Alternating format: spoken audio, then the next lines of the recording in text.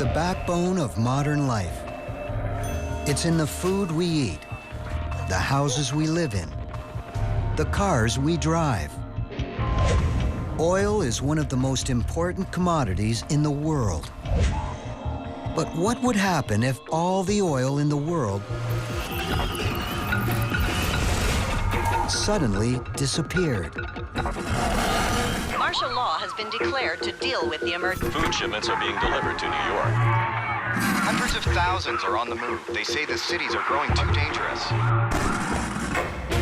What would happen to our cities, our food, our way of life? What would happen to us? Today is that day. The day the world runs out of oil.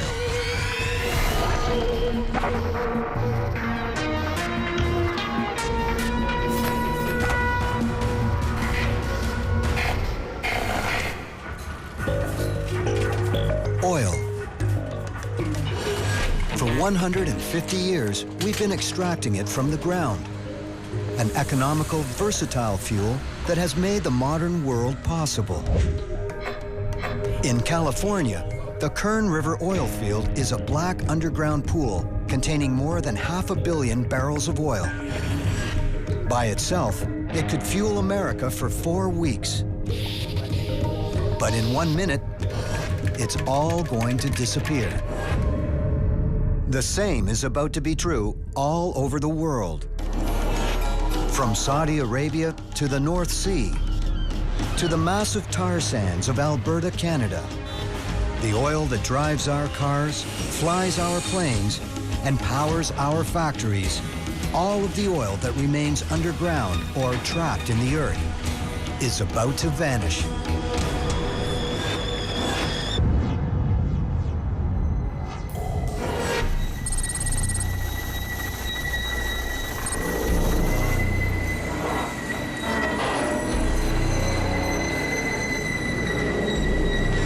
From deep underground, an ominous signal. There's something going on. I gotta go. Yeah, going on. We've extracted more than 1 trillion barrels of oil from the earth. About the same amount is supposed to be left. What's going on? I have no idea what's going on. Yesterday, this single refinery processed 300,000 barrels of oil. But suddenly, there's nothing.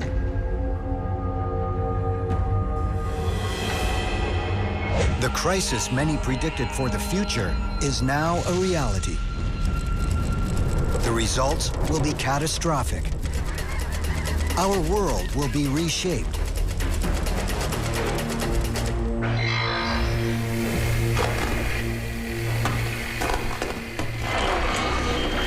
Estimates of 1 trillion barrels of accessible untapped oil, but scientists are now confirming that it's all gone. Around the world, from Saudi Arabia to Alaska, the oil below the ground has disappeared. U.S. oil companies say as much as 20 million barrels are left at their refineries. Companies say it's not just our supply of gas, but diesel fuel, lubricants, asphalt, tar. All of the products that are made from oil will be severely affected if we can't find more oil. Tankers are the key to moving oil. Right now, there are thousands on the move carrying millions of barrels of oil. Countries who are shipping it out, including Russia and Saudi Arabia, order the boats back home.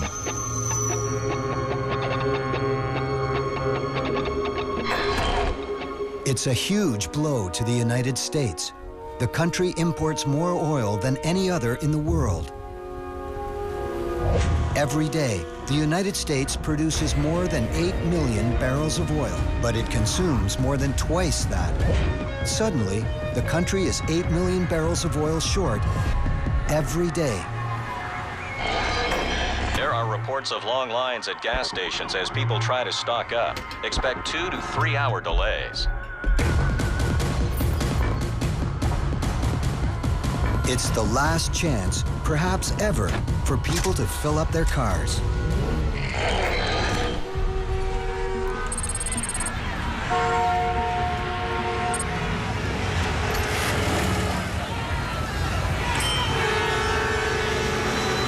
During the 1973 oil embargo, a reduction in oil imports meant stations across America began to run out of gas. Over 100,000 gas stations across the United States are being pumped dry. The same is true at others around the world. The price for what remains has skyrocketed. Many countries do have oil in reserve. The United States alone has 725 million barrels of crude hidden away. To protect the precious oil that remains, the government takes dramatic steps. Planes, trains, boats, all of them run on fuel that comes from oil. All but the most vital transportation is shut down. Tracks are empty. Flights are grounded.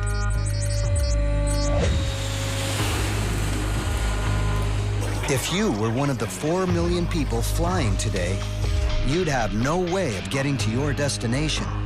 The same is true of hundreds of thousands of tons of goods. People and products are stranded.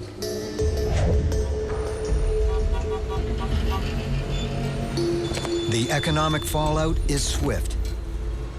Uncertainty, like the panic that followed the terrorist attacks on 9/11, forced the U.S. government to halt stock trading.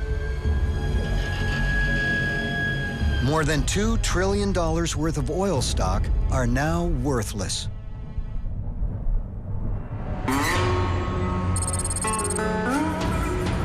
There are more than 400,000 people working in the U.S. oil industry. Going up to Mexico. Sure. All right. Now, their jobs have vanished. All right, let's move. They try to get home any way they can.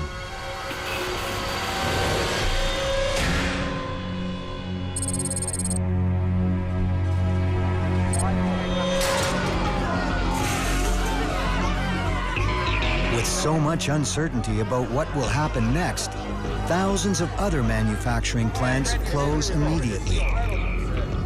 Somebody to call us. Millions of people lose their jobs. For both business and personal needs, America used the equivalent of 10 supertankers filled with oil every single day. This steel plant alone burned through 1,000 barrels of oil a day. But now there's no oil to fuel the furnaces, no raw materials to turn into steel. Without steel, there's no new construction, no cars. And it's not just steel. Oil is one of the most powerful, versatile fuels on the planet. Dead plants and animals, compressed and heated over hundreds of millions of years, produced a primal planetary nectar, one that can be made into everything from toothpaste to lipstick, polyester to plastics. Now, it's all gone.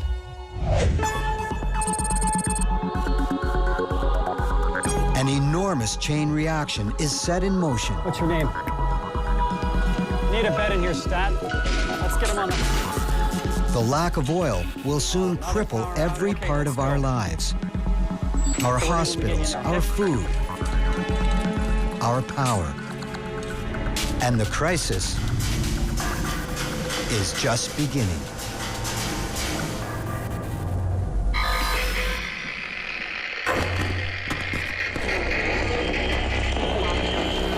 Martial law has been declared. The National Guard is now patrolling downtown Washington and Los Angeles. EU leaders in Strasbourg are sending 100 million barrels of oil to England. Stock markets from Tokyo to New York remain closed. Unemployment is over 30%. It's just 5 days since the end of oil.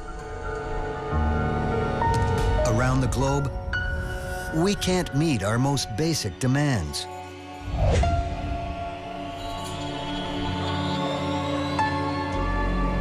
Food terminals across North America have been closed since the end of oil.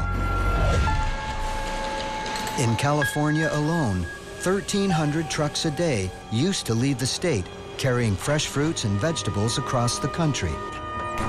Trucks would deliver products to centralized food terminals where other trucks would take them to grocery stores. But now, without fuel for trucks, groceries simply aren't being delivered. Enormous cities like New York are hit hardest. It took an average of about 1 American football field of farmland to support the diet of one person for just 1 year. Before the crisis, a trip to the grocery store was a part of the regular routine for North Americans. Now, armed guards protect stores that have food. 30% of fresh fruits and vegetables didn't even make it to the grocer's shelves because of small imperfections. But now, everything is being sold. Almost a quarter of it came from other countries.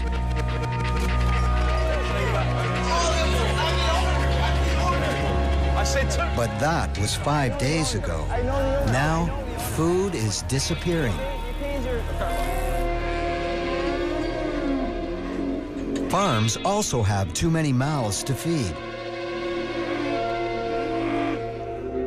Every day, an adult cow eats 45 kilograms of feed. A pig eats 3.5 kilograms. Now, there's no more food arriving.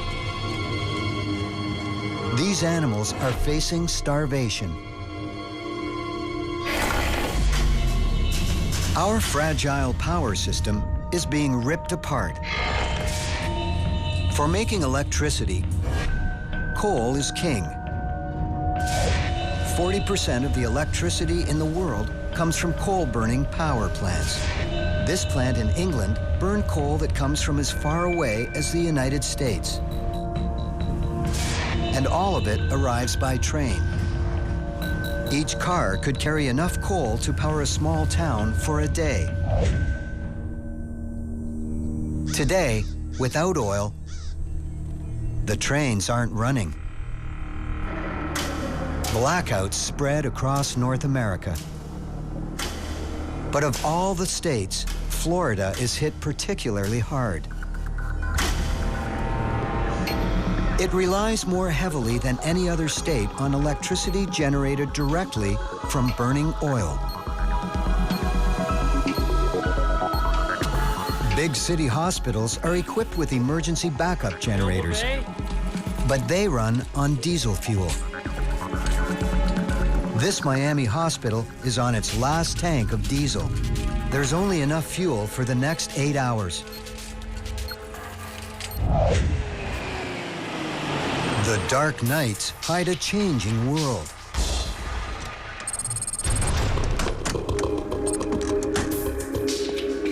Law and order has broken down. Looters look for whatever has been left behind.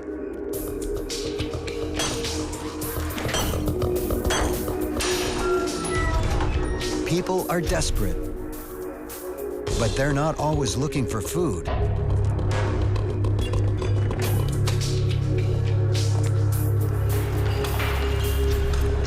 Grease. Diesel. Yeah. Diesel engines will run on cooking oil, new and used. And diesel engines are 30% more efficient than gas. In an average car, it takes just 7 liters to travel 100 kilometers. As long as there's enough cooking oil, this truck and any other diesel-powered vehicle can stay on the road. Okay, I think we're almost.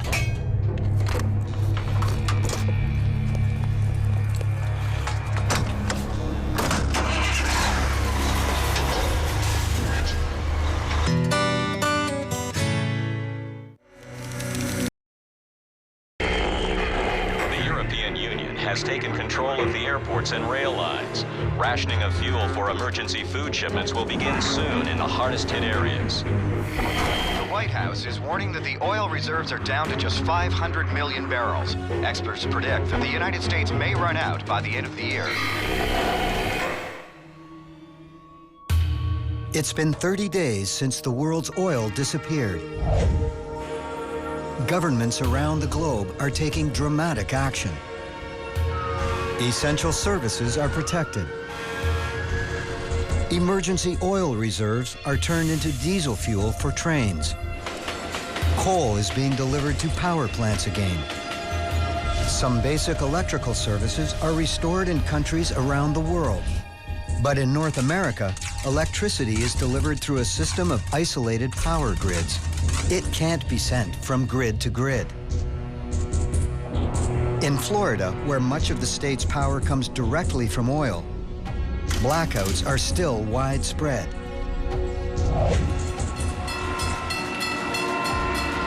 Emergency fuel gets passenger trains rolling. But now they're carrying food into hungry downtowns. But moving food is dipping into the world's emergency reserves. In the United States, there's only enough oil to last for 11 months. Cars, which once defined the country, may never get back on the road in the numbers they once did. There are over 235 million cars that run on gasoline in America. Imagine pushing your car for 9 kilometers. That's the power of 1 liter of gasoline. But the country needs cars. It's literally built to serve automobiles. Half of America lives in the suburbs. Most of what we consume is delivered to us. With the end of oil, that easy suburban life is disappearing.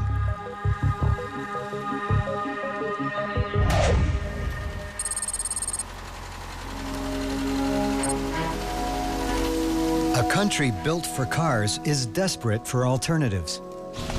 In the American Midwest, 400,000 farmers are planting a new crop.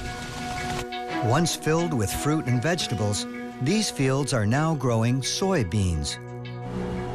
Oil can be extracted from the plant and turned into diesel fuel.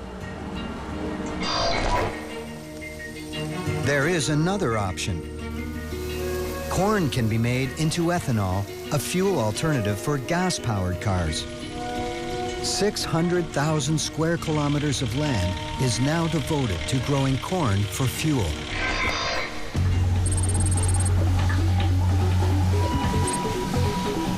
And there's proof that ethanol works. In Brazil, there are still cars on the road, even without oil. Cars and trucks here can run on ethanol made from sugarcane.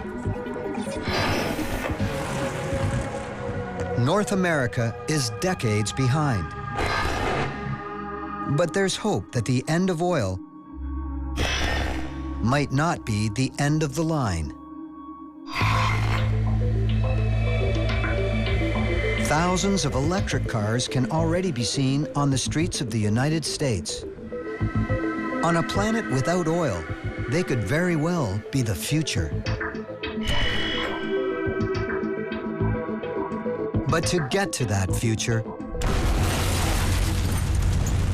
the world is going to suffer through a dark, dangerous winter.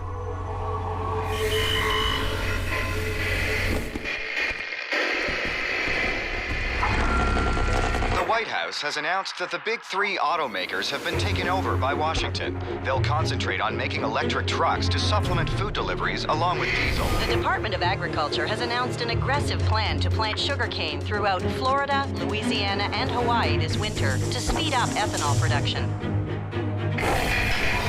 Food shipments from area farms to New York, Philadelphia, and Boston have been further reduced to every other day. It's been 5 months since the end of oil. In big cities throughout America, food terminals have closed. Everybody look back! long lines form at train stations.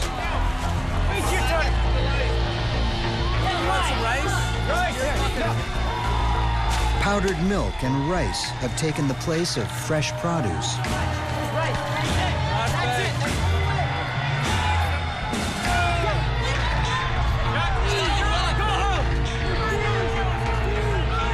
But hungry cities don't have enough to eat. Food shipments, coal deliveries, fire trucks, and other essential services all are still getting fuel from emergency supplies. But almost everything else is at a standstill. To make the final barrels in reserve last as long as possible, the United States has further reduced its oil use. But if there are no workable large-scale alternatives, within months, there won't be any food deliveries at all.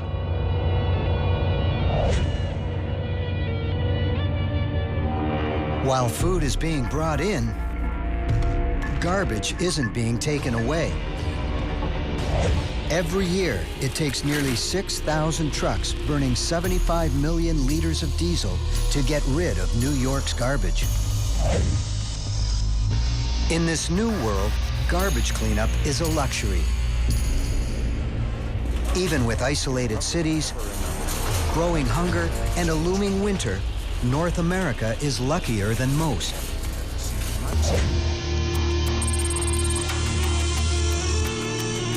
"9,600 kilometers away, economic disaster. 90% of Saudi Arabia's income from exports used to come from oil. But now, the country's economy has collapsed. This is one of the last food shipments to Japan. The country used to import 60% of its nutritional needs. The population of one of the most prosperous countries in the world will begin to starve.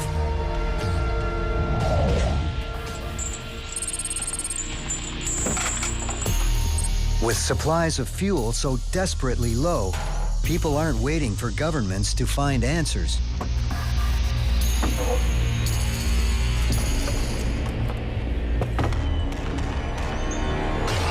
That's good.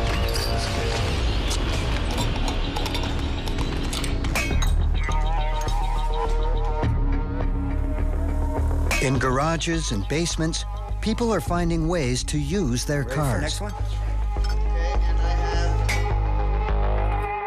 Combining methanol, lye, and other scavenged chemicals, people are becoming chemists. Rick. Homemade biofuel is being distilled.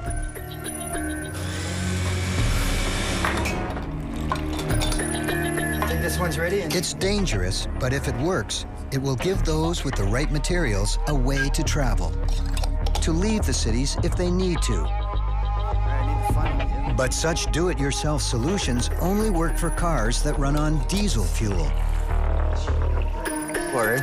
Yeah, there we go. These methods won't be able to keep diesel-driven cars on the road for long. Woo! You're the best. You're the best.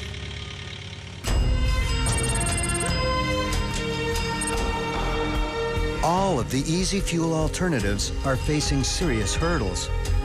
After a massive emergency planting, the soybean harvest in North America is twice as big as the year before.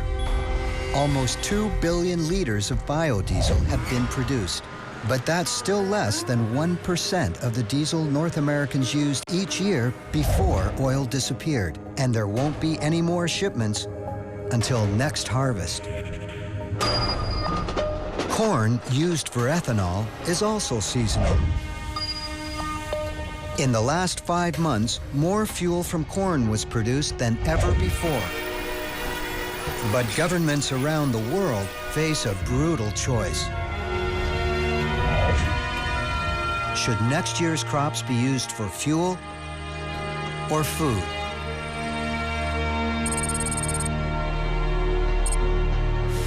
Hunger isn't the only problem.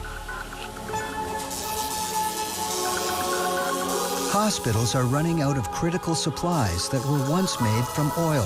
Every year, more than 15 billion rubber gloves are needed. Drugs, lubricants, plastic gowns, all are made from oil. Without them, drug-resistant infections are spreading more quickly.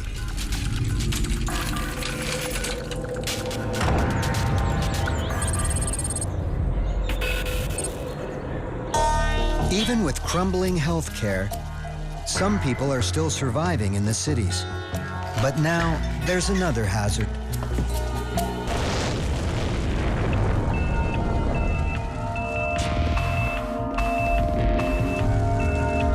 Every year in New York, there are major electrical transformer fires.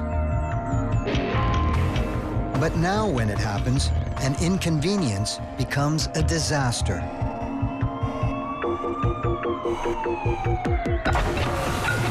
Abandoned cars make it difficult for emergency crews to respond. To make things worse, winter's coming. Put in all your winters. Throughout the Northern Hemisphere, people have to make a decision. Stay in the hungry, dangerous cities, or get out.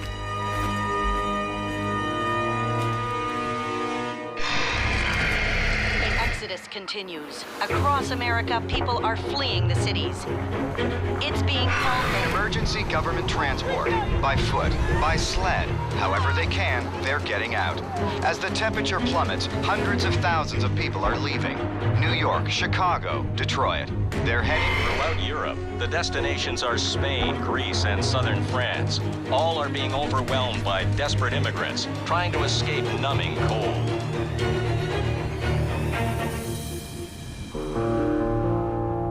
In the cities that are left behind, millions of cars.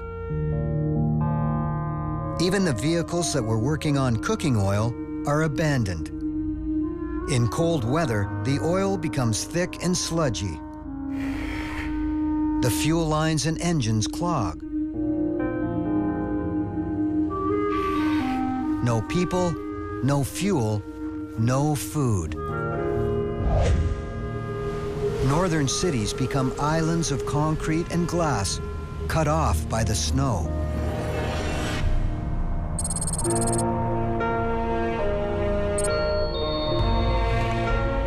Desperate to survive, There's something, all right? some people retreat north to the country.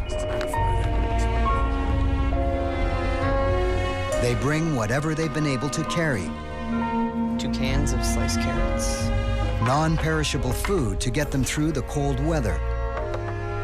But they'll only be able to eat what they've brought. Or what they can hunt and trap. Coming out. An adult male will need about 210,000 calories to get through the winter. A long winter looms in the country and the cities.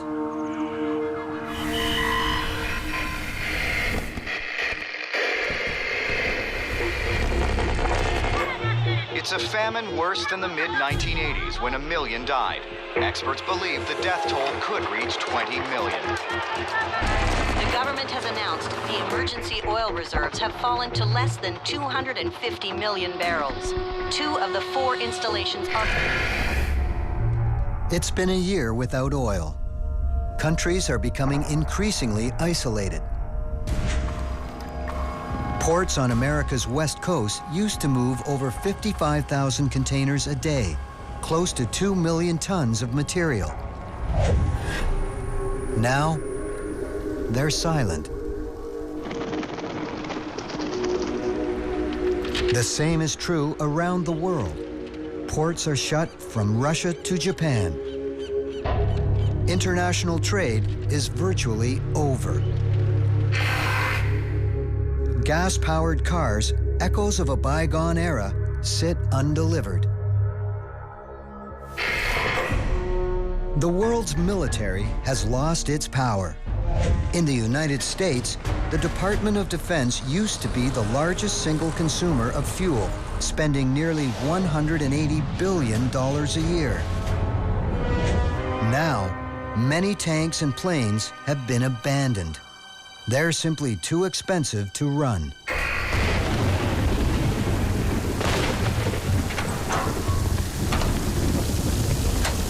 Emergency vehicles are increasingly being powered by ethanol, fuel made from plants.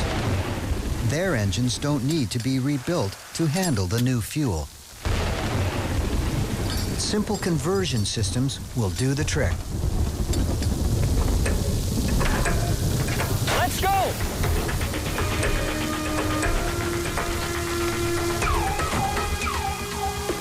But while ethanol works for emergency vehicles, it's not the solution for the rest of the world.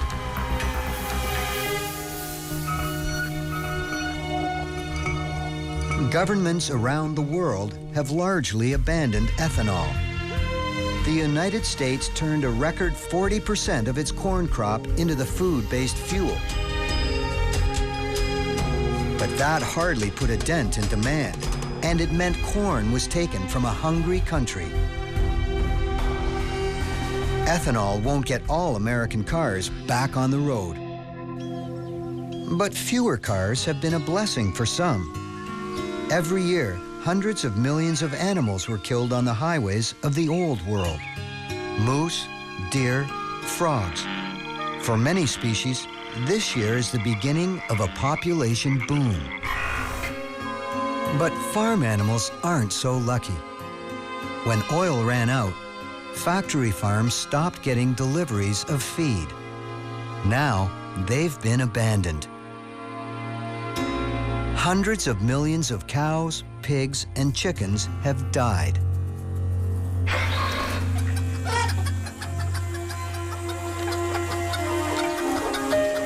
In the country, the future looks increasingly like the past. Show me what you got. The collapse of the factory farms has meant that the diet of many countries is changing dramatically. We eat what we grow. Hello, Mike. Around the world, food production has become increasingly local. Urban farms are taking root. In suburbs, families plant whatever they can.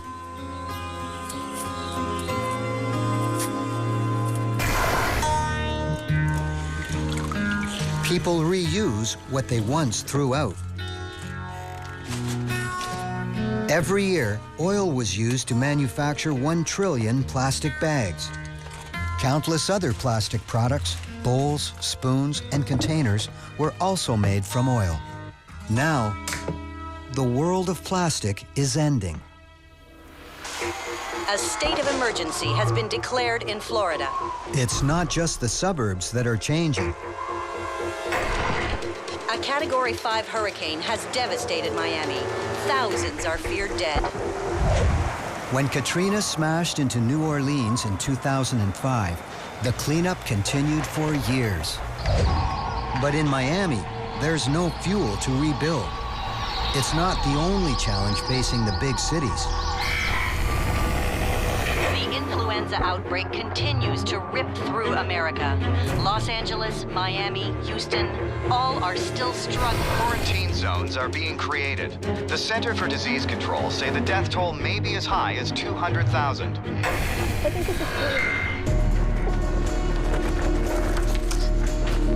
Caleb. Hang on. Hospitals are more difficult to reach and more urgently needed than ever. Come on, Ian. People who have saved gasoline for just such an emergency get a shock.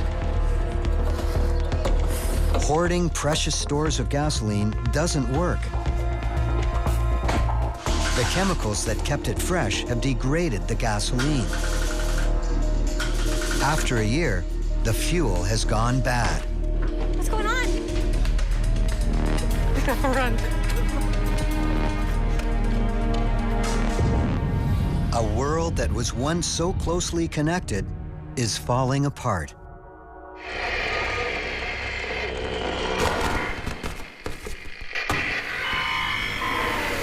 The price of lithium, needed for thousands of electric batteries, has soared again, as much as 300%. The abdication of the Saudi royal family is a shock. Immigration unrest in Spain and Portugal. New York has declared a state of emergency to deal with a chronic food. It's a migration that's never been.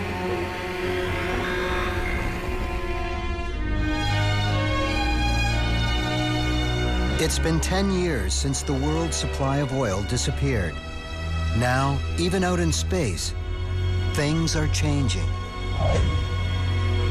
The oil that once helped send rockets into orbit is too precious to waste. Almost 200 satellites were once the backbone of our international communication systems. Now they're not being replaced.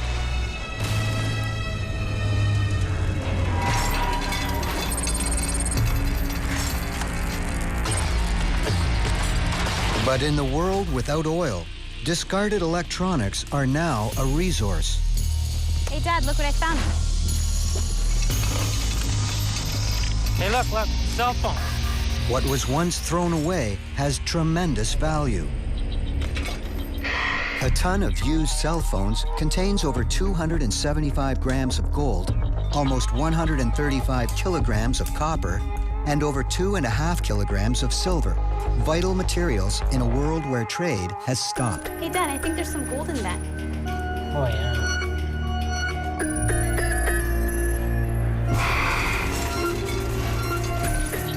It's not just electronics. Plastic takes hundreds of years to disappear. Bottles and containers that were once discarded are now being recovered and reused. People are recycling like never before, on both a small and large scale.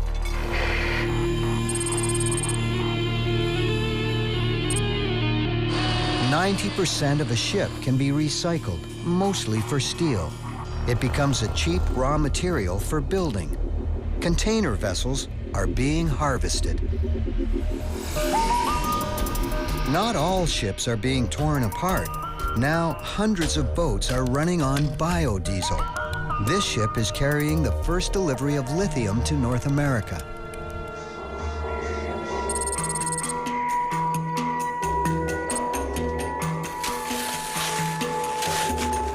The lithium comes from Bolivia, where it is being mined from the country's salt flats by the ton. Lithium is the main ingredient in the most efficient electric batteries, and the world is hungry for electric alternatives. Bolivia's industry is booming. On a planet without oil, Bolivia is a superpower, the Saudi Arabia of the new world. But for now, there isn't enough biofuel to completely restore world trade. However, another alternative is being aggressively pursued. Algae can be processed into oil, producing over 7,000 times more energy per square kilometer than other biofuels. And it's completely renewable, requiring very little fertilizer. 10 years after oil, 38 billion liters of biofuel made from algae are in use. But for now, there's not enough biofuel to get us back in the air.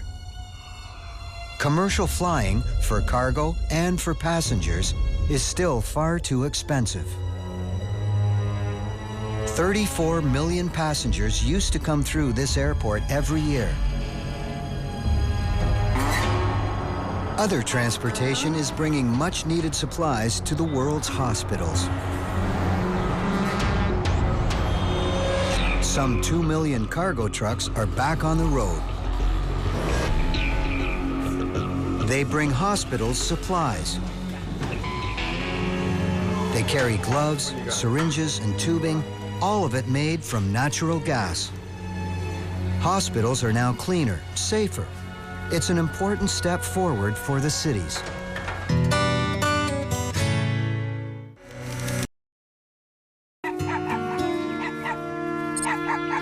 In rural areas, areas, hundreds of thousands of people are becoming increasingly self-sufficient. It's not new technology, but old that's being seen more and more. Without easy access to new, people are being forced to redesign, reuse, and rebuild what they have. Great. Even solar panels can be jury-rigged from discarded items like aluminum cans.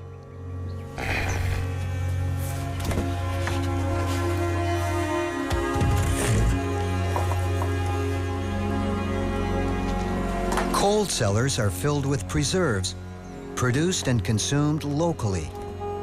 And North America never sees pineapples or bananas. Tropical fruit is a thing of the past.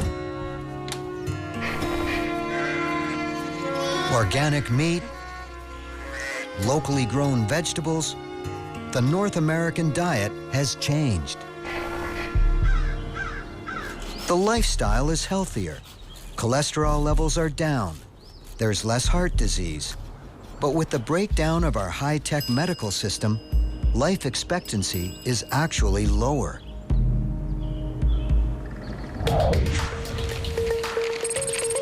Hi, oh, those look good. I'm gonna need some eggs. Let me just check them out.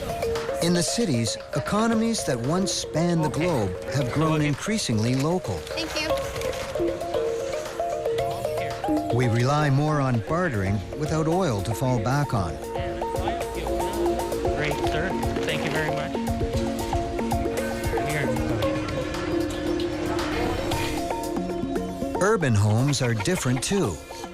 Not just places to live, but places to generate power, grow food. We've all become more self-reliant. Cheers.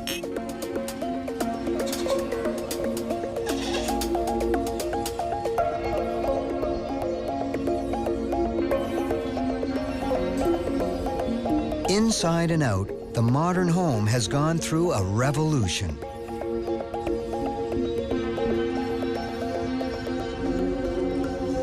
The human toll has been great.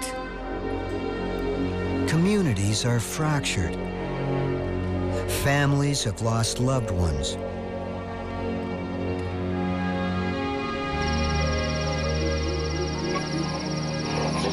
Experts warn that the levels of natural gas are dropping, and there are also warnings that we're rapidly consuming the global coal reserves. The coal... That's better. Yeah. In a decade without oil, the world is still struggling to find a new balance, and the lack of oil will continue to change the face of the planet.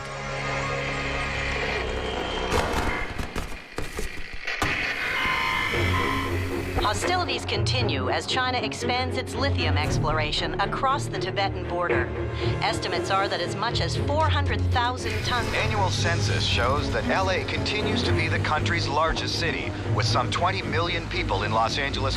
It's the first flight of a jet entirely powered by biodiesel. The company says it's planning 6 transatlantic flights a year. It's been 40 years since the world's supply of oil disappeared. The skies over this new world are noticeably cleaner. For 40 years, there have been no planes. Gasoline-powered vehicles are gone. Factories that once burned oil have long shut down. In Canada, the US, and Mexico alone, 3.1 billion metric tons of toxic pollutants have vanished every year. In North America, people have returned to some of the large northern cities. They've transformed the ruined roads and buildings. Abandoned apartments have been turned into greenhouses.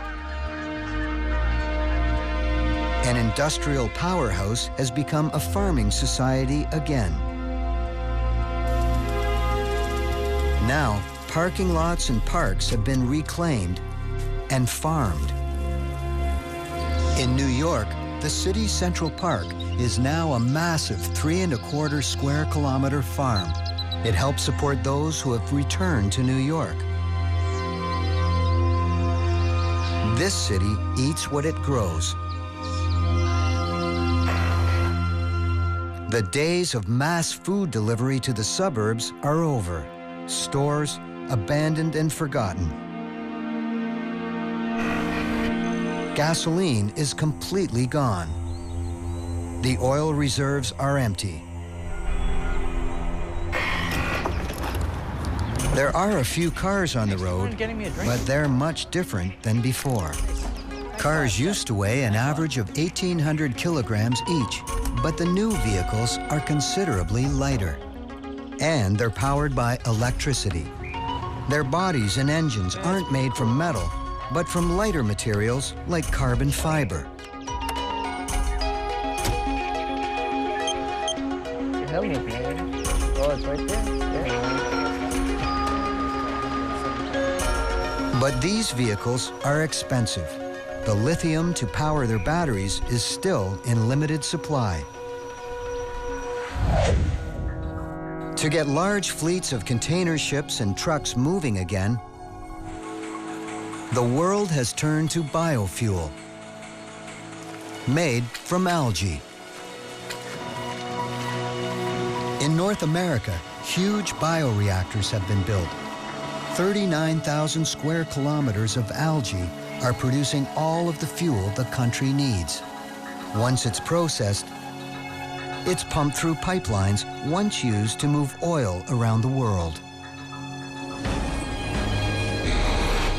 Increasingly, electricity is driving transportation. Electric trains are linking people around the planet.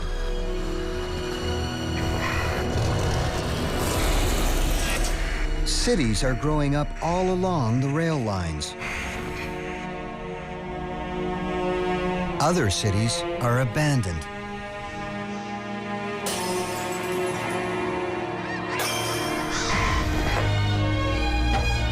Oil fueled an enormous boom around the world.